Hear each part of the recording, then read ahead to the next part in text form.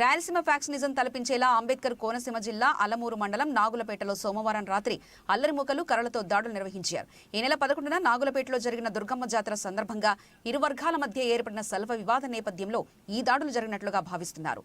2 రోజుల పాటు గ్రామంలో పోలీసులు నిఘా ఉంచారు.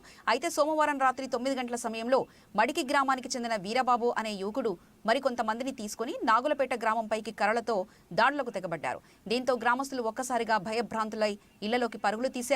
విషయం తెలుసుకున్న అలమూరు ఎస్ఐ ఎస్ శివప్రసాద్ సంఘటనా స్థలానికి చేరుకొని పరిస్థితిని అదుపు చేయడంతో భారీ నష్టం జరగకుండా అడ్డుకోగలిగారు. ఇదిలా ఉండగా మంగళవారం నాగులపేట గ్రామస్తులు అధిక సంఖ్యలో అరమూరు పోలీస్ స్టేషన్ కు తరలివచ్చారు. తమకు ప్రాణరక్షణ కల్పించాలని, రాత్రి సమయంలో ఎటువంటి దాడులకు తెగబడడం తమని ఆందోళనకు గురి చేస్తుందని, దాడులకు తెగబడిన వారిని తక్షణం అరెస్ట్ చేసి తమకు రక్షణ కల్పించాలని గ్రామస్తులు వేడుకుంటున్నారు. దాడులపై పూర్తి విచారణ జరుగుతుందని, దాడులు చేసిన వారిని గుర్తించి వారిపై కేసులు నమోదు చేయడం జరుగుతుందని అలమూరు ఎస్ఐ శివప్రసాద్ తెలిపారు.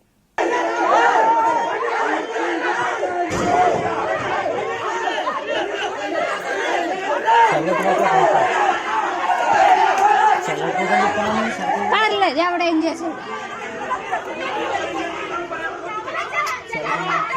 ఏం పర్లేదు. దివ్యాలమ్మ వచ్చింది.